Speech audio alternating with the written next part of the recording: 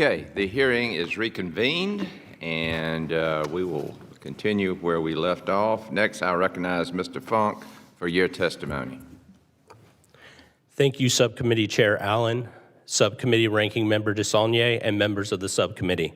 My name is Bob Funk, and I serve as Executive Director of LaborLab. My purpose today is to document the Department of Labor's failure to enforce all aspects of the LMRDA. It's often forgotten that the law applies to employers and consultants. The failure to even-handedly enforce the LMRDA is well documented. Congress has effectively put workers and their unions under a microscope while letting the union-busting industry off the hook, creating a transparency crisis where workers have no idea who is trying to influence or possibly violate their protected rights. Workers have an LMRDA right to know who these anti-union consultants are, what they're doing, and how much they're being paid.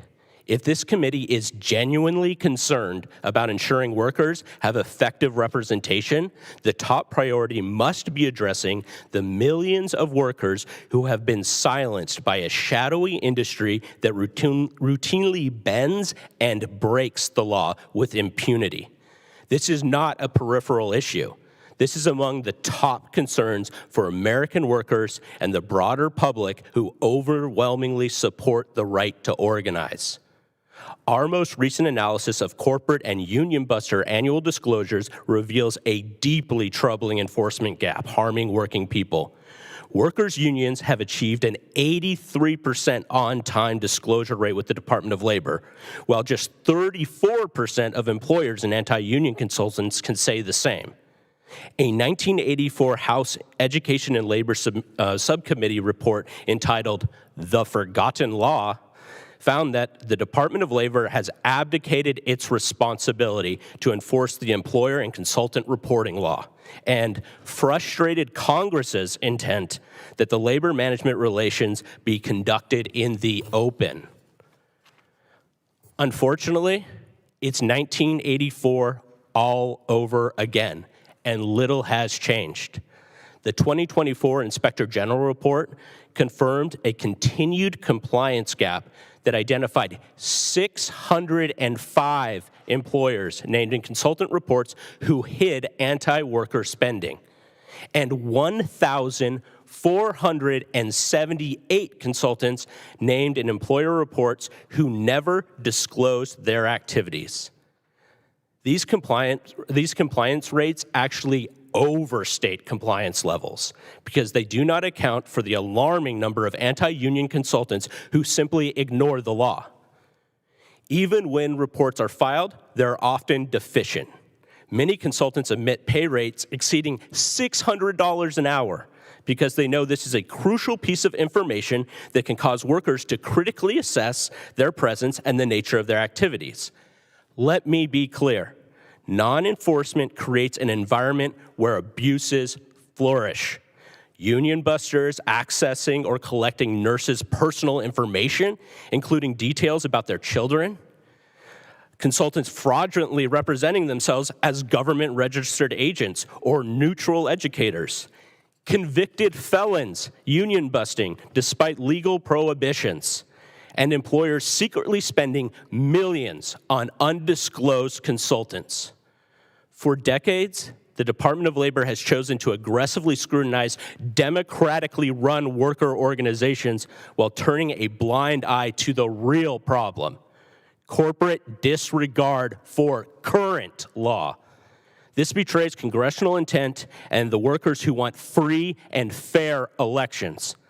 Employers and their anti-union consultants are thumbing their nose at Congress, the law, and the public with impunity. If Congress considers amending the LMRDA, it must prioritize changing it so that the law performs its original intent: to shine a light on third-party consultants that are paid vast sums of money to engage in highly questionable tactics designed to divide, coerce, and intimidate employees.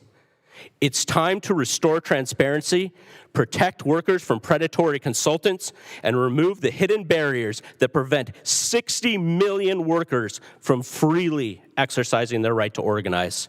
Congress must demand it. Thank you. Thank you, Mr. Chairman. I would like to request unanimous consent to enter into the record Department of Labor OIG report, OLMS can do more to protect workers' rights to unionize through enforcing persuader activity disclosure, and U.S. House Committee on Education Labor Committee report, the forgotten law disclosure of consultant and employer activity under LMRDA. Without objection. Thank you. We've had so many of these hearings, both when you have been in the majority and we have, trying to seek the right balance here. There's obvious tension between people with a lot of money who have a lot of equity and average everyday workers. Another quote I've used over and over again in these hearings is Lincoln saying, labor and capital must be balanced, and if they're out of balance, you've lost democracy. I would argue right now at the largest disparity in that analogy in the history of the country, arguably more than the Gilded Age, that's where we are. So countervailing institutions, we've created these on a macro level to have an equal balance, which is what Lincoln was talking about. Mr. Alcorn, I appreciate your perspective and your individual perspective. I spent some time in the Berkshires, it's a beautiful place. But this balance is what we're fighting over here. So Mr. Funk, if you could talk a little bit about the real consequences of business, and again, these are bad employers from my perspective, having signed many payrolls and owned a small business that was non-union, but I never tried to get in the way of my workers. If they wanted to unionize, they could do it. So this balance, when you got $433 million per year on union busting consultants, they make $350 an hour on average. That's $2,500 daily rates. Average workers, unionized or not, do not have that kind of resources. 2021 alone, there were roughly 1,100 union organizing campaigns in which approximately 75% of the employers hired these consultants. If you don't have unions to represent you properly, what kind of voice do average American workers have? So could you speak to a little more of that in terms of also, how do you run a business? I always wonder this, if your employees are so disaffected. Thank you. Thank you so much for the question. I think you frame it perfectly. This is about balance. The LMRDA was passed by this body to create balance and bring labor relations into the public eye. Unfortunately, the Department of Labor and, by proxy, Congress have made it so it's only unions that are getting enforcement. This is horribly harmful. The reason that any union member can find out the expenses of their union, the salaries of organizers and presidents, is because they're transparent. And when they're not transparent, the Department of Labor takes action. The question that the American people and the American worker are asking is, why are we not doing this for the employers and the union busting industry that violates the law with impunity? And these aren't just our facts. They're the facts that came from the predecessor to this committee. They're the facts that came out of this last year. Now, how does this actually impact workers? One, the $433 million spent a year on union busting probably isn't accurate, because that's based on what we know is reported. We have submitted 700 complaints to the Department of Labor this year with evidence of union busters on site surveilling, interrogating, intimidating workers, and nothing has been done. On top of that, you talk about the $350 an hour. Just last week, a union buster, we found out their contract was $9,000 a day. Now, why do they not comply with the law? Because this industry thrives in the darkness, thrives with loopholes, and thrives because the Department of Labor and Congress will not do anything about it. As a result, we have union busters in the workplace that refuse to give their name. refuse to give their aliases, even lawyers that say, oh, I'm using the advice loophole, but then they go in and take part in captive audience meetings.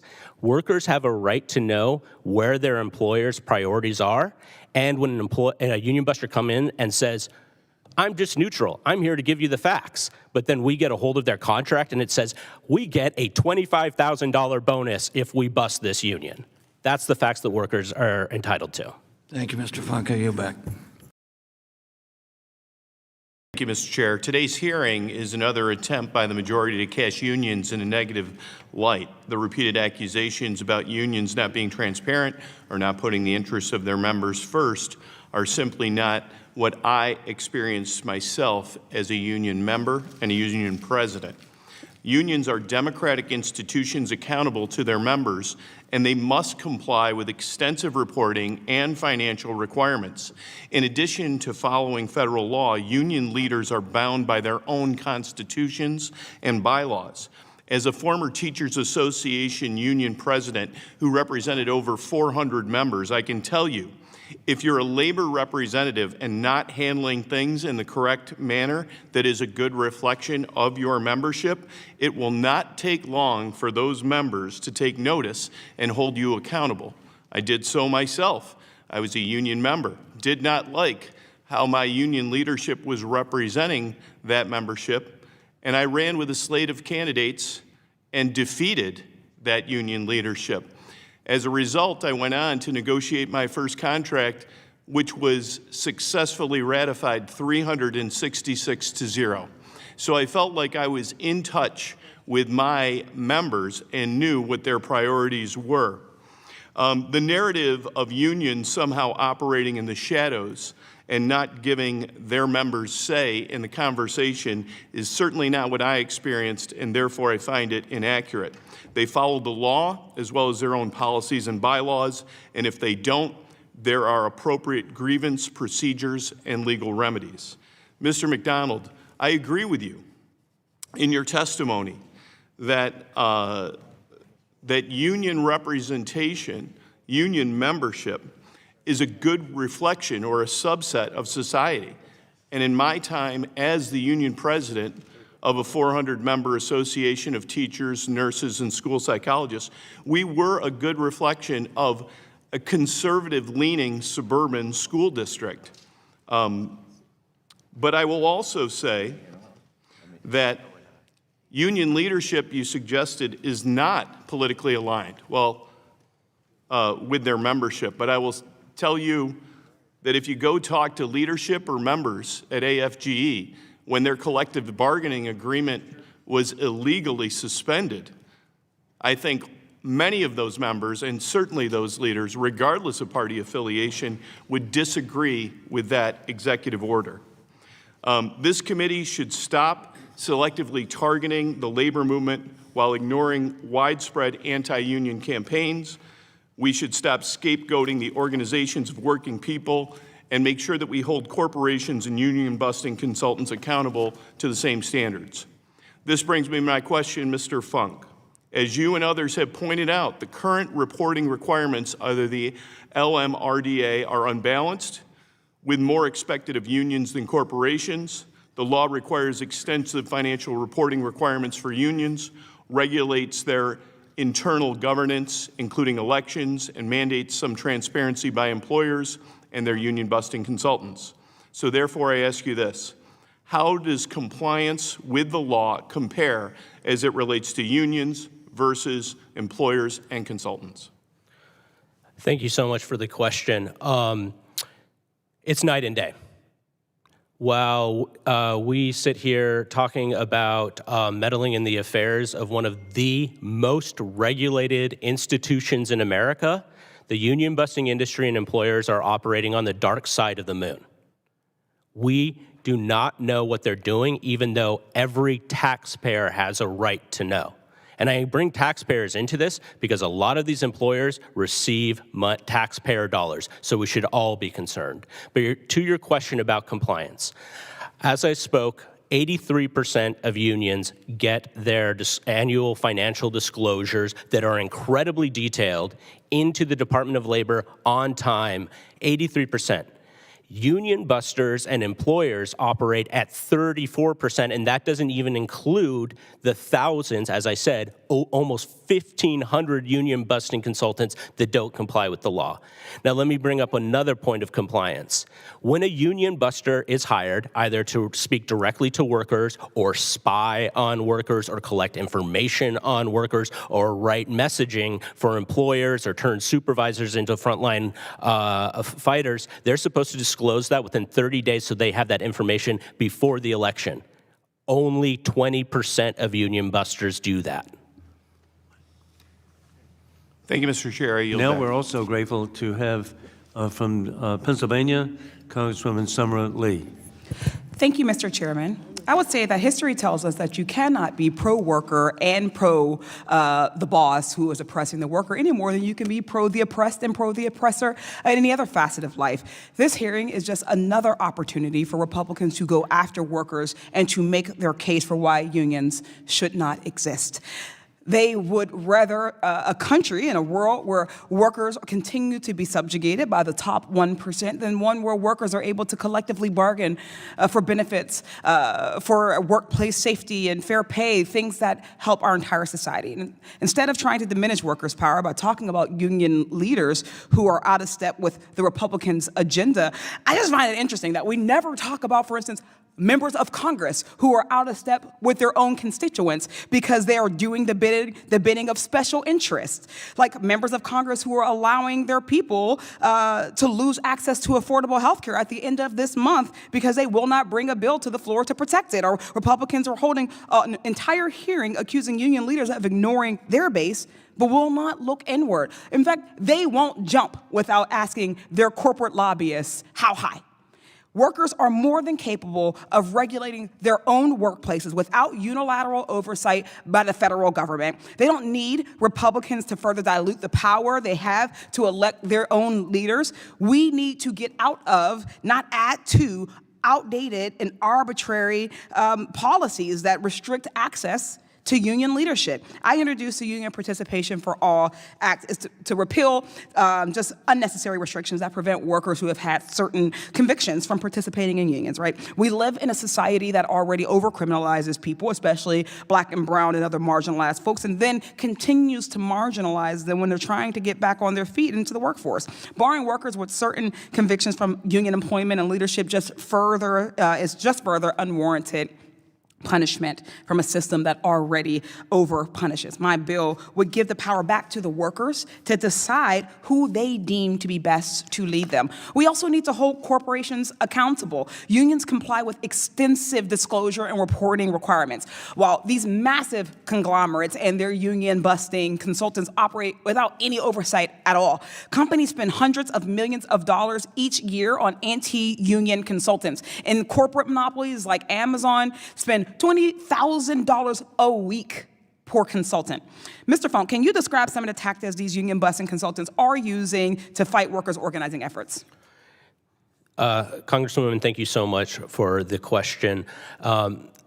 Luckily, we have discovered a number of the tactics that are used, even though that they're done in the shadows, thankfully, because of the tips and evidence we receive from workers. Let me give you a few examples. During my testimony, I spoke of a union buster that was collecting personal information about nurses and their children. HIPAA violations. We have one consultant who was hired to bust preschool teachers in Denver being paid $350 an hour to sit in a bar where the organizers met and spy on them. We have another union buster that would follow the organizing committee around with a camera. We have a number of consultants that come in and say, I'm just here to give you the facts. I'm just here to answer your questions. I'm not biased. But then when we get a hold of their contract, it says that they get $25,000 bonuses for defeating the union. This is why that information belongs in the hands of workers so that they can make informed decisions before they vote. Mr. Funk, just really quickly, can you tell me if these union-busting consultants and their corporations that hire them, are they fully compliant with their reporting requirements under the Labor Management Reporting and Disclosure Act? No, it's a joke. Why do workers' unions comply with disclosure laws at higher rates than union busting corporations? Just really quickly. Because Congress and the Department of Labor have taken one side of the LMRDA seriously and completely neglected the other part of it. Thank you so much for that. Republicans will have us believe it. The problem is these largely underpaid for their labor, rank and file workers who are trying to elect leaders that represent their issues and not these multi-million-dollar, multi-billion-dollar corporations and their reckless and unlawful union busting.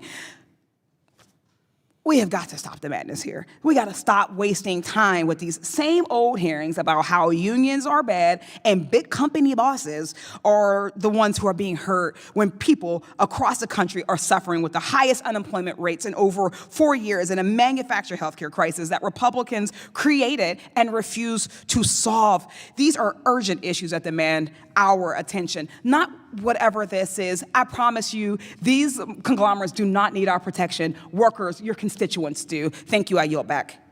Thank you, Ms. Lee. And now we proceed to Congressman Randy Hemmer Fine of Florida. Thank you, Mr. Chairman. We'll find out whether I brought it with me today in a minute. Sometimes I sit in these hearings and I wonder if I'm hearing discussions about things that are different, because fundamentally this debate is about, or discussion is about 5 bills that I thought were there to help protect rank and file workers. So I'd like to really steer my questioning towards Mr. Funk, because I'm confused. So my bill, for example, would simply say that these rank and file workers, which I hear that we care about, would have the right to vote in the elections of their officers. So why would giving rank and file members the right to vote for their officers hurt rank and file members? Why would that be a bad idea? Mr. Funk? Congressman Fine, one of the most amazing things about the labor movement is that they are truly the most democratic organizations in the country. Great. So then my bill should be great, because you can't be more democratic than saying letting people vote for something. So well, I'll go into the details. So we're really democratic, but we're not going to be democratic. No, not at all. Okay. As a former member of a union, any member of a union can come to their union and change the rules. So my point is, why is Congress nibbling away and meddling in the internal affairs of a union while actually ignoring the fire in the House, right? If you actually trust union members, well, no, I am. My bill trusts union members. They It can says, make hey, those rules. you guys can have the right to vote. So I don't, again, confusion. Hey, we believe in democracy, incredibly democratic, but no. Don't pass a bill that requires rank and file people to actually vote for their own people. I think something doesn't smell right. Now, 6139 says that requires transparency for workers because it requires these rank and file members to have access to information. So we're incredibly democratic, but we oppose a bill that allows our rank and file members to actually engage in democracy with all the information available to them. Why on earth would anyone be against that? let me just say that I would take all of these 5 pieces of legislation a lot more seriously if you were paying attention to the major problem. We are here talking about. Okay, so great. But we're here in isolation. A law is a law. Motivations, other things going on in the world, the weather, it doesn't actually matter. The question before me, when I'm a legislator, is something a good idea or not? So it sounds like we actually may be in agreement in here. Is it a good idea to allow rank and file members of a union to be guaranteed the right to actually elect their own leadership? Forget everything else that's going on in the world. Is that a good idea? I think. Yes or no? I think that this is absolutely disingenuous and insulting to the American people and the 60 million Well, I come from a family of members who worked in unions, and it's my bill. So my question is it a good idea to allow a union member to have the right to guarantee their leadership? They can do that. It sounds like you think the answer is no. I belong to a union where we do that because the members came forward and changed the rules. So we can do that. We do not need Congress getting involved in our internal affairs while you I ignore understand. corporate. You agree that the bill's a good idea. Every union member should have the right to vote, but Congress shouldn't guarantee people those rights. They should bring on it themselves. How about the one about information? So you also agree that every union member should have access to complete and total information? And they can do that.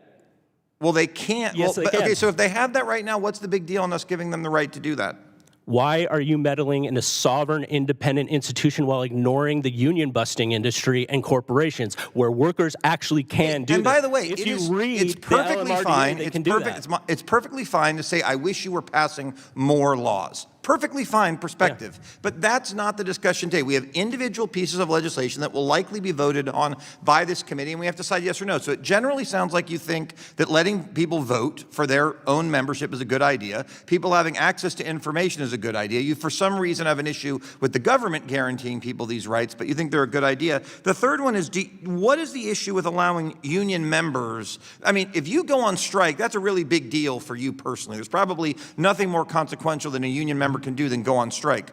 The third bill, 6142, would require the members, again, the linchpins of democracy, to actually make sure that they want to go through the trouble and the challenge of actually voting. Do you agree that union members should have the right to decide whether they go on strike? I think that most unions actually already do that. Great, then Because of the LMRDA. that's No, fine. So why do you have to get in there while you let the American public suffer because you want to crack down and meddle and infringe on the freedom of workers to set their own rules for their own unions? Look, here's what I don't understand. We're saying this is good, this is good, this is good. People should all do these things, but somehow when Congress guarantees those rights, it's bad, it doesn't make sense. We should pass all of these bills. If we actually care about workers, we should give workers rights so they are in charge of their own destiny and not some thug union bosses who actually lie and want to just keep it from them. Thank you, Mr. Chairman. I yield back.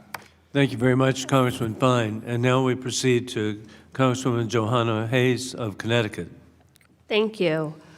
I think the previous exchange really further illuminates the importance of having members on this committee who have actually been engaged as employees of a union, members who have actually had to take these votes and sit in on the negotiations, members who actually know that unions are made up of the membership.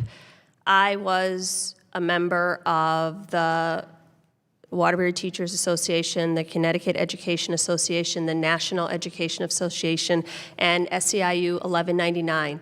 And in all of those instances, our contracts were posted online by the employing agency and the union because it was required as a part of our negotiations. I have been a part of a union where members have challenged the leadership and put forth a different candidate, and there had to be a vote on that. So all of these things already exist. And I think just the framing of this conversation really shows that there is a trust deficit when you talk about the membership as the, quote, linchpins of democracy.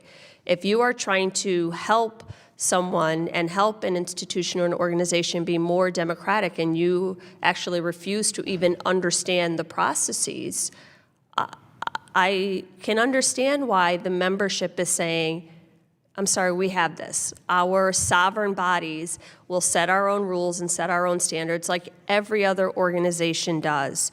And this hearing today represents the third time since June that Republicans on this subcommittee have organized to directly attack unions. Unions have 70% public approval right now.